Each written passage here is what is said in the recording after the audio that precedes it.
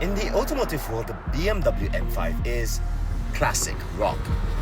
Unadulterated hardcore thrills, served straight up. Sure, the recipe has changed over the years. Straight 6s, V8s, V10s, flat recovered gearboxes, all-wheel drive, but the end result has always been the same. Front engine, mostly rear-wheel drive, pure petrol power, and the ability to power slide into the middle of next week. But now the M5 is a plug-in hybrid, which has already sent some enthusiasts in a bit of a tizzy. So the question is, has electrification made the M5 worse? And with plug-in hybrid sales not as strong as people would like them to believe, is BMW going to regret this? Let's go find out.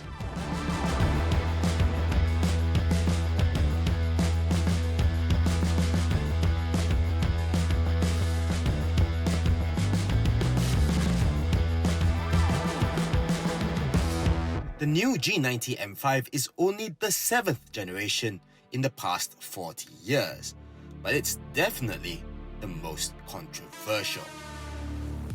Tightening emissions regulations have forced electrification upon BMW's benchmark super sedan. And while it is true that you get a lot more power, there's also a whole heaping ton of extra mass to go with it. This extra complication has also pushed up the price of the M5 by nearly 200,000 ringgit. It's now yours for a cool 1.2 million. Other markets can, at last, get it as a wagon, but not here. So, is it worth the extra money? Let's start with the exterior. The design, I don't know. I think this new M5 looks a bit fat. I mean, it certainly looks very aggressive. You've got this really big center air inlet, and with these really aggressive, really angry looking headlights, it does look like a fish that's about to gulp its prey. And of course, you've got these wide wheel arches, the dual arm door mirrors, and that massive rear diffuser. But I don't know, this thing isn't quite working for me. I know that BMW has had to fit really wide wheel arches these days to pass certain regulations, and that means that you can't get the hunkered down stance that you had in something like an E46 M3. But still, I don't know. It's not working for me. Maybe in a few years it will grow on me. It certainly looks a lot better than it did in the initial photos, I'll give it that. The interior is very similar to what you'll find in a regular 5 Series or i5, which means you get this really rather well-built cabin with lots of really nice ambient lighting, and the tech is still really annoying to use. The app drawer is still, for want of a better word, a bit of a mess, it has to be said. A few things are a little bit different compared to the standard 5 Series. This flat bottom steering wheel is unique to this car. It has these sort of cutouts to make it seem a bit lightweight, even though this car itself is quite heavy, and you've got the obligatory large shift pedals. The center console is also quite different, and that leads us to the setup of this car. You see, something that you have to understand about M cars is that unlike regular BMWs, you don't have the usual drive modes like Comfort, Sport or Sport Plus that you select through a toggle down here. Instead, this car comes in basically individual mode all the time. Now, there are plenty of settings to go through, including the drivetrain, the recuperative braking, the transmission, chassis, steering, brakes, the MX Drive all-wheel drive system, and the M sound system, which, by the way, is only through the speakers. The actual exhaust characteristics is through the drivetrain setting. You've got obviously Comfort, Sport, and Sport Plus settings, except for the steering and brake, which you only got Comfort and Sport. But the good thing is that you can set them to the M1 and M2 buttons on the steering wheel, and that means you can call them up at any time that you want. Now, unlike the XM, this car comes with 2 additional settings, these being Dynamic and Dynamic Plus. These give you somewhat more performance-oriented electric assistance. In particular, Dynamic Plus is designed for hot lapping, so you can get in the car and it will give you maximum performance for the entire duration of your track time, and then you have to come in and then you have to charge the car up. Aside from all of that, you have the M mode button, which gives you the ability to set the driver assistance systems as and when you need them. You of course have the standard road setting, which gives you all the driver assistance systems you need, and then the Sport, which turns off lane departure warning and lane keeping assist, and set the threshold to be a little bit later so you can, sort of drive like an asshole if you want to. And then there's track mode, which turns everything off, including autonomous emergency braking. And it even turns off the iDrive, which means you get minimum distractions on the track. Something else that I should mention is that this car comes as standard with M multifunction seats, which are supremely comfortable and they have plenty of adjustment. You can't get this car with the M carbon bucket seats like you could in the M3 and M4. This is your only seat option. They're really good apart from one thing. Some of the settings, including this upper backrest adjustment, the seat squab, and the side bolsters, they can only be adjusted in the screen. You no longer get buttons on the side, which is a bit of a shame.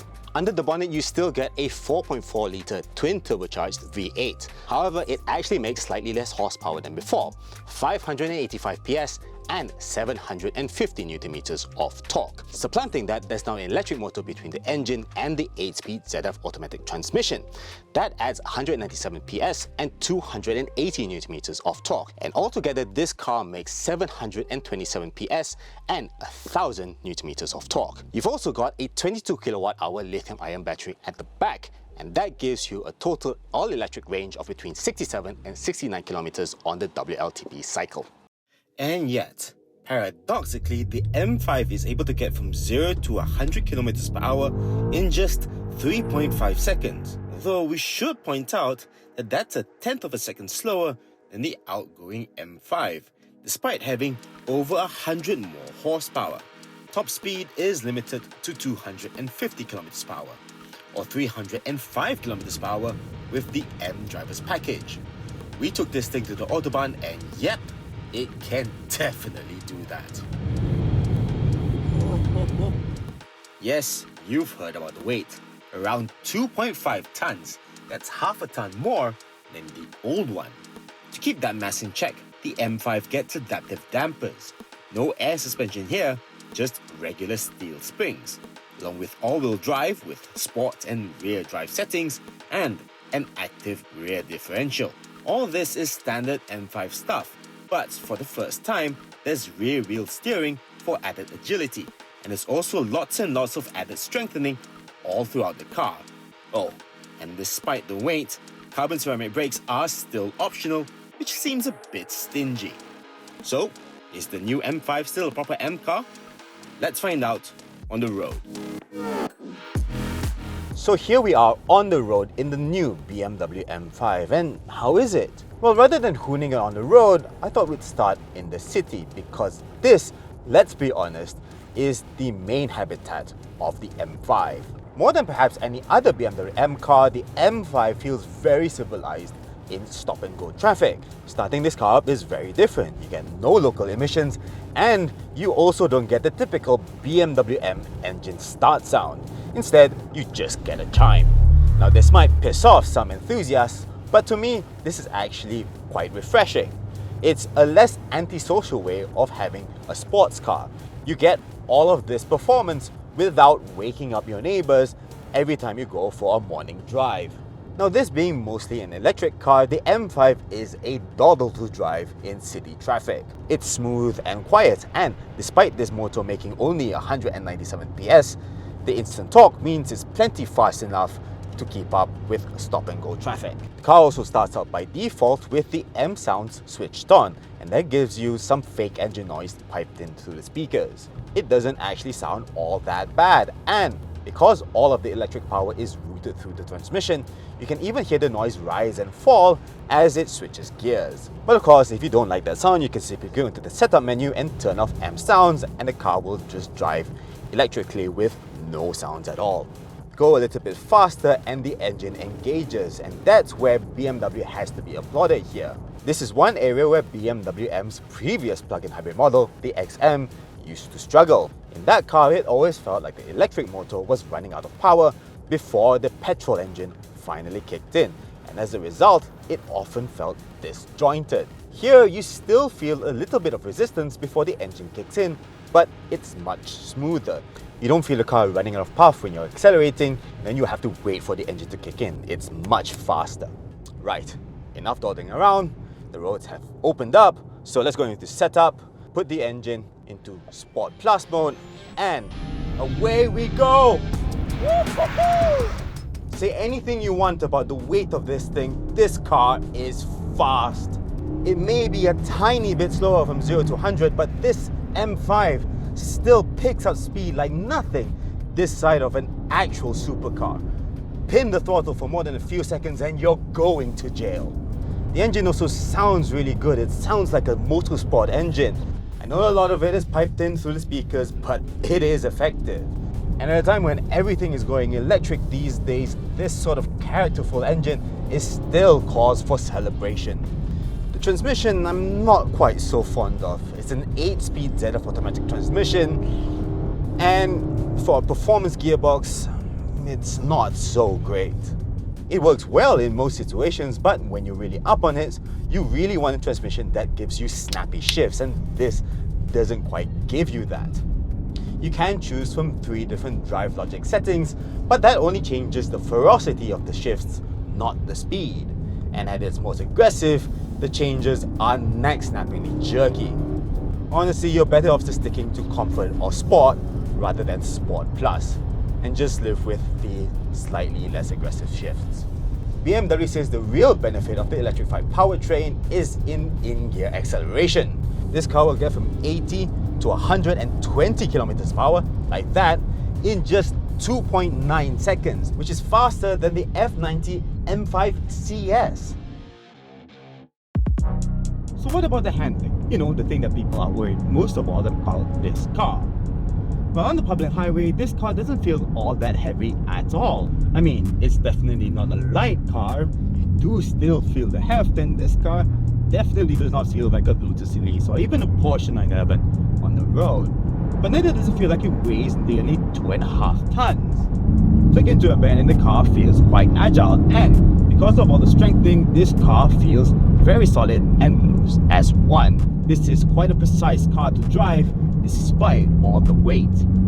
Particular praise has to be given to the steering, which offers a surprising amount of feel for an electric power steering system. The first time I drove this thing, I was blown away by how much you can feel with the steering wheel. You can really feel the intricacies of the road ahead, and it gives you a lovely sense of what the front wheels are doing. Yes, it's still fairly new to the grand scheme of things, but it has to be said I didn't feel this in the M3, M4 or the XM that I was driving earlier, which says a lot. And of course, in this car there's boatloads of grip with the all-wheel drive system. In fact, in most situations you will almost never run out of grip. I mean, you probably have to be driving on track or be going at silly speeds on the public highway to really notice the extra heft. And that on the road is just ridiculous. You should never be doing that. On the road where the M5 lives practically all of its life, it's fantastic. It's really, really fast, and at sane speeds it feels agile and exciting enough. And of course you get all the benefits of electric driving, and it even rides well. I mean, it's still an M car, it still feels quite firm, and you'll never mistake this for a regular BMW. But for what it's worth, this car doesn't crash over bumps, it handles undulations really well. I've got no complaints about this car's ride. In fact, for its intended use case, this car is nearly flawless. Really. Be in no doubt, the new M5 is still quite some car.